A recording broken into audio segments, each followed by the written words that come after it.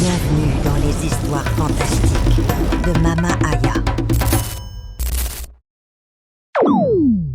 Sandra et Melissa se connaissaient depuis l'enfance. Elles avaient grandi ensemble dans le même quartier. Elles avaient partagé leurs poupées, leurs cahiers, leurs premiers chagrins d'amour. Quand l'une pleurait, l'autre séchait ses larmes. Quand l'une riait, l'autre riait 2 fois plus fort. Melissa était douce. Elle avait cette façon calme de voir la vie. Elle ne se plaignait jamais. Elle ne cherchait jamais les problèmes. Sandra, elle, était plus vive, plus spontanée, plus audacieuse aussi. Certains disaient qu'elle aimait trop l'attention, qu'elle aimait plaire. Mais Melissa ne voyait rien de tout ça. Pour elle, Sandra était sa sœur, sa vraie sœur de cœur. Quand Melissa s'était mariée avec Patrick, Sandra était sa demoiselle d'honneur. Elle avait organisé l'enterrement de vie de jeune fille. Elle avait aidé à choisir la robe. Elle avait dansé toute la nuit au mariage. Patrick était un homme charismatique, grand, sourire charmeur, voix grave. Il savait parler aux femmes. Il savait les faire rire. Mais Sandra ne voyait en lui qu'un beau-frère. Un ami, rien de plus. Les mois passèrent. Les 3 se voyaient souvent. Barbecues le week-end, soirée film, fête d'anniversaire. Patrick blaguait beaucoup avec Sandra. Il la taquinait sur ses tenues, sur ses conquêtes.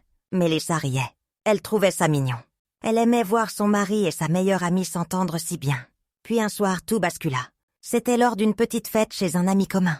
L'ambiance était détendue. Musique douce. Verres qui s'entrechoquent. Patrick et Sandra se retrouvèrent côte à côte dans la cuisine. Il lui versa du vin. Leurs mains se frôlèrent. Leurs regards se croisèrent un peu trop longtemps. Il lui fit un compliment sur son parfum. Elle sourit. Un sourire qui dura 1 seconde de trop. Melissa ne vit rien. Elle était occupée à discuter avec d'autres invités. Mais quelque chose venait de naître. Une étincelle, dangereuse, interdite. 2 semaines plus tard, Melissa dut partir en voyage. Sa mère était malade dans une autre région. Elle devait rester là-bas au moins 10 jours. Patrick resta seul à la maison. Il appela Sandra le 2e soir. « Salut Sandra. Tu vas bien ? » ?»« Oui, ça va. Et toi ? » ?»« Je m'ennuie un peu. Melissa me manque déjà. »« Dis donc, tu sais cuisiner le poulet braisé comme elle ? » Sandra rit. « Pourquoi ? Tu veux que je vienne te faire à manger ? Ce serait sympa. Je te paie le taxi. Allez, viens. On mange ensemble. » Comme des amis. Sandra hésita. Une petite voix dans sa tête lui disait de refuser. Que ce n'était pas une bonne idée. Qu'un homme marié et une femme seule ne devaient pas se retrouver ainsi. Mais une autre voix plus forte lui soufflait que c'était ridicule. Que Patrick était comme un frère. Qu'elle connaissait ce couple depuis des années. Qu'il n'y avait rien de mal à partager un repas. D'accord, mais juste pour manger. Je reste pas tard. Promis. Juste un repas entre amis. Sandra accepta finalement. Elle se doucha. Ses parfums. Mit une jolie robe. Pas pour Patrick. Enfin, c'est ce qu'elle se disait. Juste parce qu'elle aimait être bien habillée. Toujours. Quand elle arriva chez eux, Patrick l'accueillit avec un grand sourire. Il portait un t-shirt moulant. Il sentait bon, trop bon. La maison était propre. Lumière tamisée, musique en fond. Sandra se sentit troublée, mais elle chassa cette pensée. Ils cuisinèrent ensemble. Patrick la regardait beaucoup. Il se rapprochait sans raison. Il lui touchait le bras pour attirer son attention. Il riait de tout ce qu'elle disait. Sandra sentait son cœur battre plus vite. Elle essayait de garder ses distances, mais c'était difficile. Après le repas, ils s'installèrent au salon. Patrick servit du vin. Ils parlèrent de tout et de rien, de leurs rêves, de leurs peurs, de leurs souvenirs d'enfance. L'atmosphère devint intime. Trop intime. Puis Patrick posa sa main sur celle de Sandra. « Tu sais, je te trouve vraiment belle. » Sandra retira sa main. « Patrick, arrête! Je suis l'ami de ta femme. »« Je sais, mais je peux pas m'empêcher de le penser. » Il s'approcha. Sandra aurait dû partir. Elle le savait, mais elle ne bougea pas. Patrick posa ses lèvres sur les siennes. Sandra ferma les yeux. Elle répondit au baiser. Tout son corps vibrait. Elle oublia Melissa. Elle oublia tout. Ils passent à l'acte cette nuit-là, sur le canapé du salon. Dans la chambre d'amis, Patrick lui murmurait des mots doux. Il lui disait qu'il n'avait jamais ressenti ça, que c'était différent. Sandra se sentait désirée, vivante, puissante. Mais au petit matin, la culpabilité la frappa comme un coup de poing. Elle se rhabilla en silence. Patrick dormait encore. Elle quitta la maison sans faire de bruit. Melissa rentra de voyage 1 semaine plus tard. Elle était fatiguée mais heureuse de retrouver son mari.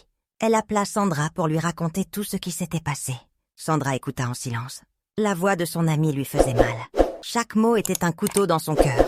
Mais elle ne dit rien. Patrick, lui, envoya un message à Sandra le soir même. « J'arrête pas de penser à toi. On doit se revoir. » Sandra ne répondit pas tout de suite. Elle savait que c'était mal, que c'était dangereux. Mais une partie d'elle voulait le revoir. Elle voulait revivre cette sensation. Cette ivresse. Elle finit par accepter. Ils se retrouvèrent dans un hôtel discret en périphérie. Patrick arriva avec des fleurs. Il l'embrassa dès qu'il la vit. Ils passèrent l'après-midi ensemble. Puis la soirée, puis la nuit. Patrick parlait de son mariage comme d'une erreur. Il disait que Mélissa était gentille, mais ennuyeuse. Qu'avec Sandra, c'était la passion. La vraie vie. « Je vais la quitter, tu sais. Je veux être avec toi. » Sandra voulait le croire. Elle voulait croire qu'il l'aimait vraiment. Qu'elle n'était pas juste une aventure. Les semaines passèrent. Ils se voyaient 2, parfois 3 fois par semaine. Hôtels différents. Maison de Sandra quand Mélissa travaillait tard. Mensonges coordonnés. Patrick disait à sa femme qu'il avait des heures supplémentaires. Sandra disait à Mélissa qu'elle voyait un nouveau mec. Ce qui, techniquement, n'était pas faux. Mais la culpabilité grandissait. Surtout quand Mélissa se confiait à elle. « Sandra, je crois que Patrick me trompe. » Sandra faillit s'étouffer avec son café. « Pourquoi tu dis ça? Il est distant. Il rentre tard. Il sourit tout le temps à son téléphone. Et au lit, il fait des choses qu'il faisait jamais avant. » Sandra baissa les yeux. Elle savait exactement pourquoi. « Peut-être qu'il est juste stressé par le travail, » proposa-t-elle faiblement. « Non, je le sens. Il y a une autre femme. Je sais pas qui c'est. Mais je vais la trouver. Et quand je la trouverai, elle va regretter d'être née. » Le ton de Mélissa était glacial. Sandra sentit un frisson la parcourir. Elle n'avait jamais vu son amie comme ça. Si froide, si déterminée. 2 jours plus tard, Mélissa appela Sandra en pleine journée. « Sandra, je peux passer chez toi ce soir. J'ai besoin de parler. »« Bien sûr, tout va bien. On verra. » Mélissa arriva vers 19h. Elle avait les traits tirés, les yeux rouges. Sandra lui servit du thé. Elles s'installèrent au salon. « J'ai été voir quelqu'un aujourd'hui. » commença Mélissa. « Quelqu'un? Un marabout, un vrai, très puissant. » Sandra sentit son sang se glacer. « Un marabout?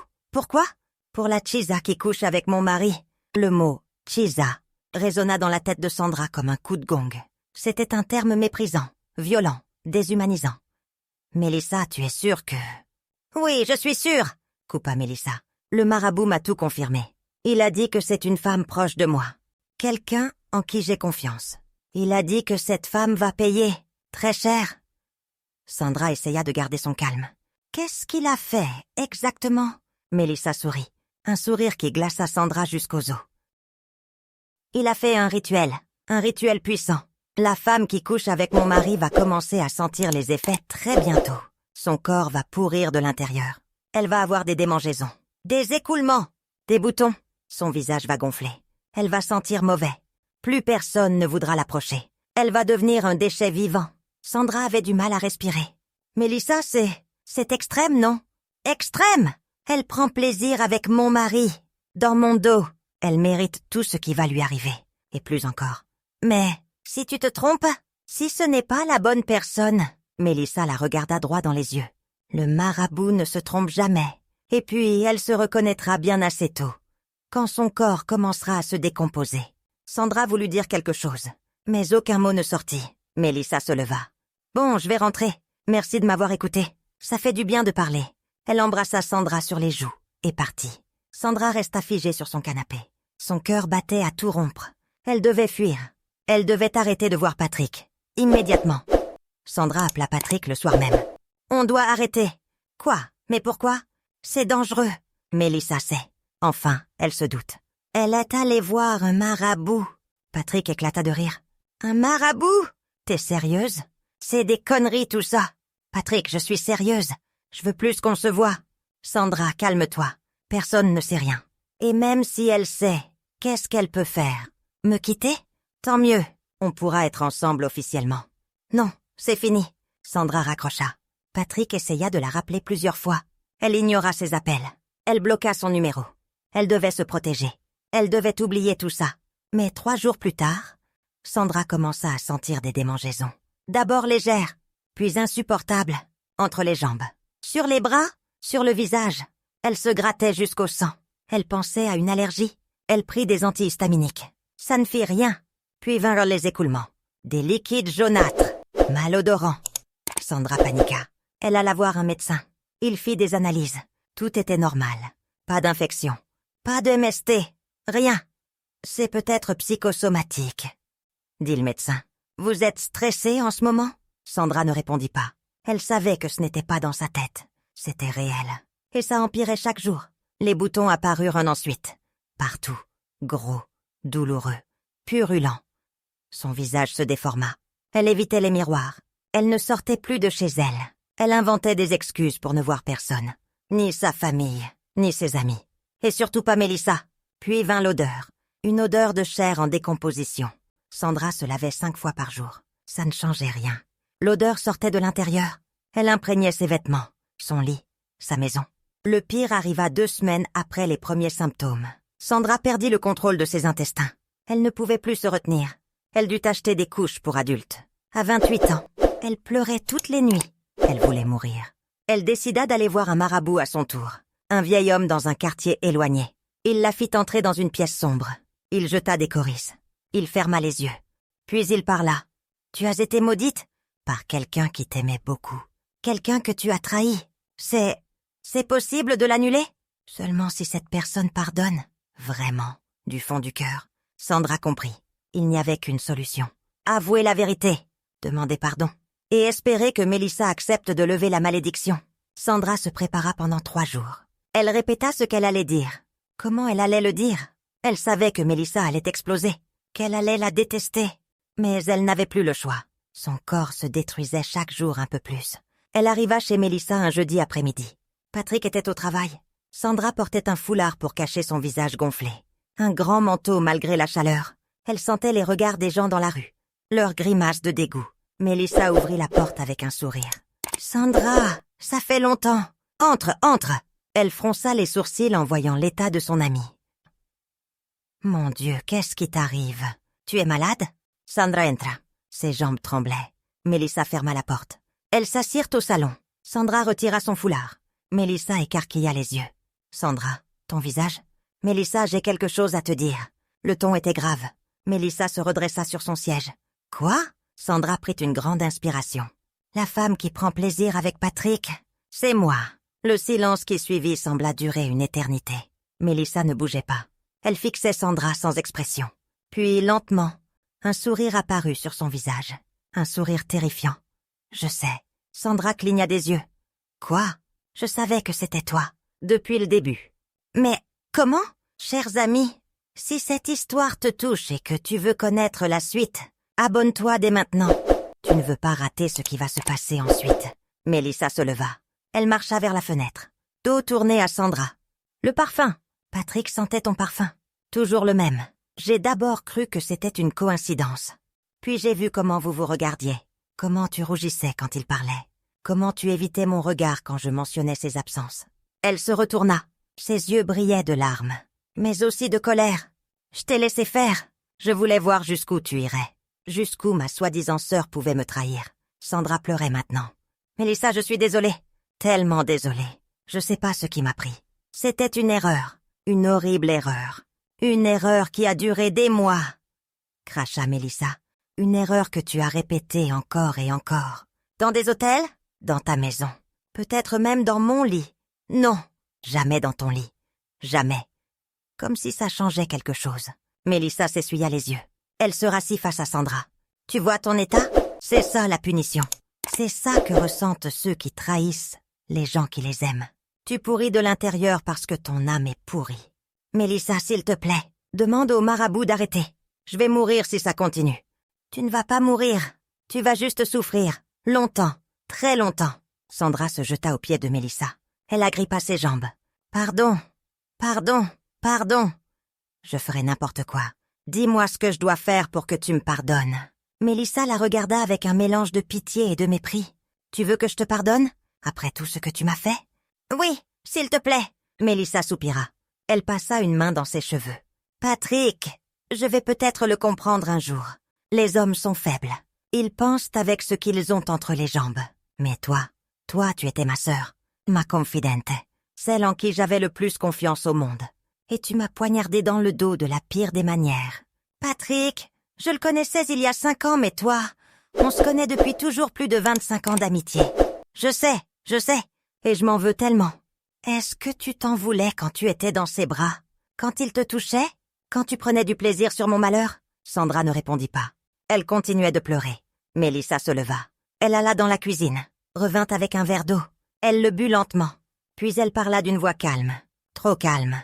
Je vais réfléchir. Peut-être que je vais demander au marabout de lever la malédiction. Peut-être. Mais pas maintenant. Tu vas encore souffrir un peu, pour que tu comprennes vraiment ce que tu as fait. Combien de temps? Je sais pas. 1 mois, 2 mois, 1 an. Ça dépendra de combien de temps il me faudra pour digérer ta trahison. Sandra voulut protester, mais elle savait qu'elle n'avait aucun droit. Elle se releva péniblement. Elle remit son foulard. Merci d'avoir écouté. Sors de chez moi maintenant, et ne reviens plus. Jamais. Sandra quitta la maison. Chaque pas lui coûtait. Pas seulement à cause de son corps malade, mais à cause du poids de sa faute. Pendant ce temps, Mélissa avait pris une décision. Une décision qu'elle aurait dû prendre depuis longtemps. Elle allait divorcer de Patrick. Elle ne voulait plus de lui. Plus de ses mensonges. Plus de sa lâcheté. Plus de sa présence dans sa vie. Un soir, elle l'attendit dans le salon. Assise sur le canapé. Les papiers du divorce posés sur la table basse. Patrick rentra du travail avec son sourire habituel. Celui qu'il affichait pour faire semblant que tout allait bien. « Bonsoir, chérie. Tu vas bien ?» Mélissa ne répondit pas. Elle le fixa avec un regard glacial. Patrick remarqua les papiers. Son sourire disparut. « C'est quoi ça ?»« Les papiers du divorce. Signe-les. » Patrick s'approcha, prit les documents, les parcourut rapidement. Il essaya de rire. Un rire nerveux. « Mélissa, arrête. On peut en parler. On peut arranger les choses. » « Arranger les choses ? Tu as couché avec ma meilleure amie pendant des mois. Tu m'as menti tous les jours. Tu rentrais dans notre lit après avoir été dans le sien. Et tu penses qu'on peut arranger les choses ? Je suis désolée. C'était une erreur. Je l'aimais pas. C'était juste... Juste quoi ? Du plaisir ? De la distraction ? Tu sais ce qui me dégoûte le plus chez toi, Patrick ? Patrick ne répondit pas. Il baissa les yeux. Ce qui me dégoûte le plus, c'est pas que tu m'aies trompé. Les hommes trompent. C'est dans votre nature misérable. Non. Ce qui me dégoûte, c'est que tu as choisi la personne qui m'était la plus chère au monde. Tu aurais pu choisir n'importe quelle femme. Une collègue, une inconnue, une fille de bar. Mais non.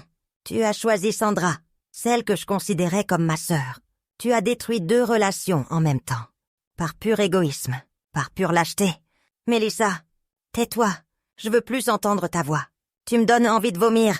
Quand je te regarde maintenant, je vois juste un homme faible. Un homme sans honneur, sans dignité. Un homme qui ne mérite même pas d'être appelé homme. Les mots sortaient comme des lames de rasoir. Patrick encaissait chaque coup. Il voulut s'approcher. Elle leva la main pour l'arrêter. « Ne me touche pas. Plus jamais. Signe ces papiers et disparais de ma vie. Je veux plus jamais te voir. Plus jamais entendre parler de toi. Pour moi, tu es mort. Tu comprends ? Mort. M-A-U-R-T. Mort. » Patrick prit le stylo d'une main tremblante. Il signa les papiers. Une signature rapide, maladroite, comme pour en finir au plus vite. « Je peux prendre mes affaires ? Prends ce que tu peux porter maintenant. Le reste, je le brûlerai. Ou je le jetterai. Je m'en fous. Mais dans 1 heure, je veux que tu sois parti. Pour toujours. » Patrick monta à l'étage. Il fourra quelques vêtements dans un sac. Des papiers importants. Quelques objets personnels. Il redescendit 20 minutes plus tard. Mélissa était toujours assise au même endroit. Immobile. Froide comme une statue de glace. « Mélissa, je... » « Dehors !» Patrick ouvrit la porte. Se retourna une dernière fois. Mélissa ne le regardait même plus. Elle fixait le mur devant elle, comme s'il n'existait déjà plus. Il sortit. La porte se referma derrière lui. Et avec elle, des années de mariage, des années de mensonges, des années perdues. Mélissa resta assise encore longtemps. Puis elle se leva, alla dans la cuisine, se servit un verre d'eau, le but lentement. Elle ne pleura pas. Elle n'avait plus de larmes pour cet homme. Toutes ses larmes, elle les avait déjà versées. Maintenant, elle se sentait juste vide. Vide et mais libre. Sandra vécut recluse les mois suivants. Elle ne sortait que pour acheter le strict nécessaire. Et encore, elle préférait commander en ligne quand c'était possible. Les rares fois où elle croisait des gens, elle voyait leurs regards. Le dégoût, la curiosité malsaine, les chuchotements. Son téléphone ne sonnait plus. Ses amis avaient arrêté d'appeler. Sa famille la croyait partie en voyage. Elle avait tout inventé pour ne pas qu'il la voie. Elle ne supportait pas l'idée qu'il découvre ce qu'elle était devenue. Les nuits étaient les pires. Elle ne dormait presque plus. La douleur était constante. Les démangeaisons la rendaient folle. Elle se réveillait dans des draps trempés de sueur et d'autres liquides qu'elle préférait ne pas identifier. Elle avait consulté d'autres marabouts. 5, puis 10. Tous disaient la même chose. Seul le pardon de Mélissa pouvait la sauver. Certains proposaient des contresorts, des rituels. Aucun ne fonctionna. La malédiction était trop puissante, trop ancrée. Sandra essaya de contacter Mélissa plusieurs fois. Message, appel, lettre déposée devant sa porte. Pas de réponse. Mélissa l'avait effacée de sa vie. Complètement. Définitivement. Un jour, Sandra croisa Patrick dans la rue. Par hasard, elle portait son foulard. Ses lunettes de soleil, il ne la reconnut pas immédiatement. Puis, il la fixa plus longuement. Ses yeux s'écarquillèrent. « Sandra ?» Elle baissa la tête et accéléra le pas. « Sandra, attends !» Il la rattrapa. Il voulut toucher son bras. Elle recula. « Ne me touche pas. »« Qu'est-ce qui t'est arrivé ?»« T'as quoi ?»« Ce qui m'est arrivé ?»« Ce qui m'est arrivé, Patrick, c'est que j'ai passé du temps avec toi. Et que ta femme m'a maudite. » Patrick secoua la tête. « C'est n'importe quoi. Les malédictions, ça existe pas ?» Sandra éclata d'un rire amer. « Regarde-moi et redis-moi que ça existe pas. » Elle retira ses lunettes. Patrick eut un mouvement de recul. Son visage était à peine reconnaissable. Gonflé, couvert de croûte. Ses yeux étaient injectés de sang. Incroyable. Mais vrai. Tu y croyais quand on poignardait dans le dos de ta femme? Quand tu me disais que tu allais la quitter pour moi? Patrick ouvrit la bouche. La referma. Il ne savait pas quoi dire. Est-ce que Mélissa sait qu'elle est responsable de ceci? Consciemment? Évidemment qu'elle sait. Elle a toujours su. Et elle me punit pour ma trahison. Elle me laisse pourrir vivante. Je vais lui parler. Je vais lui demander d'arrêter. Tu crois vraiment qu'elle va t'écouter? Tu crois qu'elle en a quelque chose à faire de ce que tu penses? Patrick baissa les yeux. Je suis désolée, Sandra. Garde tes excuses. Elles ne me servent à rien maintenant. Elle m'a demandé le divorce et m'a renvoyée de la maison. Tu pourras maintenant m'épouser comme tu le disais, non? Malhonnête que tu sois. Elle remit ses lunettes et s'éloigna. Patrick resta planté là, incapable de bouger. Il venait de comprendre l'ampleur des dégâts. Mais il était trop lâche pour en assumer les conséquences. Sandra rentra chez elle ce jour-là, avec la certitude que plus rien ne changerait, qu'elle allait rester comme ça, pour toujours, ou jusqu'à ce que son corps cède complètement. Les mois passèrent, 6, puis 8, puis presque 1 an. Sandra avait perdu 15 kilos. Ses cheveux tombaient par poignées. Ses dents se déchaussaient. Son corps n'était plus qu'une coquille vide. Un corps qui tenait à peine debout. Elle repensait souvent à sa vie d'avant. Quand elle était belle. Quand les hommes se retournaient sur son passage. Quand elle riait avec Mélissa. Quand elle avait des projets. Des rêves. Tout ça lui semblait si loin maintenant. Si irréel.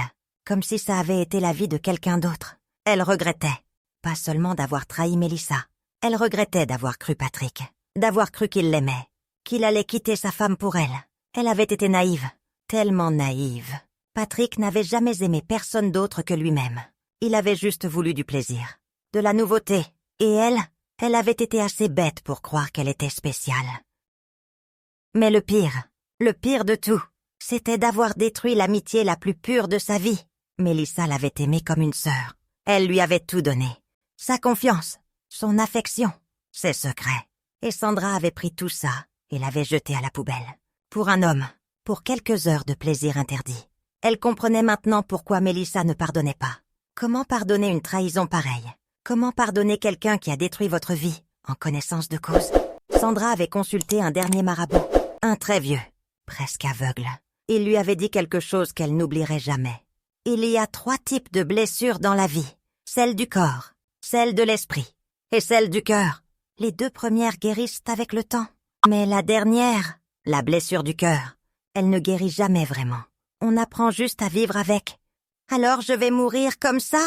avait demandé Sandra. « Tu ne vas pas mourir, mais tu vas porter cette marque toute ta vie. C'est le prix de la trahison.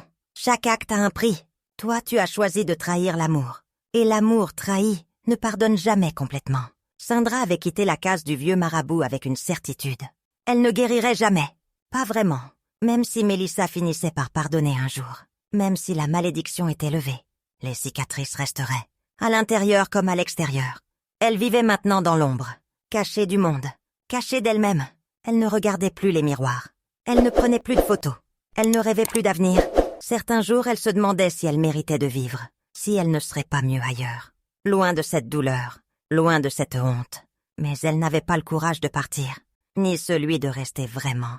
Alors elle survivait, jour après jour, heure après heure, dans un corps qui la trahissait, dans une vie qu'elle avait détruite elle-même. Et quelque part, dans une maison pas très loin, Mélissa continuait sa vie. Parfois, elle pensait à Sandra, mais elle chassait vite cette pensée. Sandra n'existait plus pour elle. Elle était devenue un fantôme, le fantôme de son ancienne vie, de son ancienne confiance. Mélissa avait appris quelque chose d'important. On peut trahir quelqu'un une fois, on peut mentir, on peut même voler, mais quand on trahit l'amitié, quand on détruit la confiance d'une personne qui vous aimait purement, il n'y a pas de retour en arrière possible. Jamais. Et Sandra, quelque part dans son appartement sombre, apprenait la même leçon. Trop tard, beaucoup trop tard. La nuit tombait sur la ville. Sandra s'allongea sur son lit. Les démangeaisons étaient revenues. Plus fortes, plus insupportables. Elle ferma les yeux. Elle ne pleura pas. Elle n'avait plus de larmes. Elle repensa à cette soirée. Cette fameuse soirée dans la cuisine.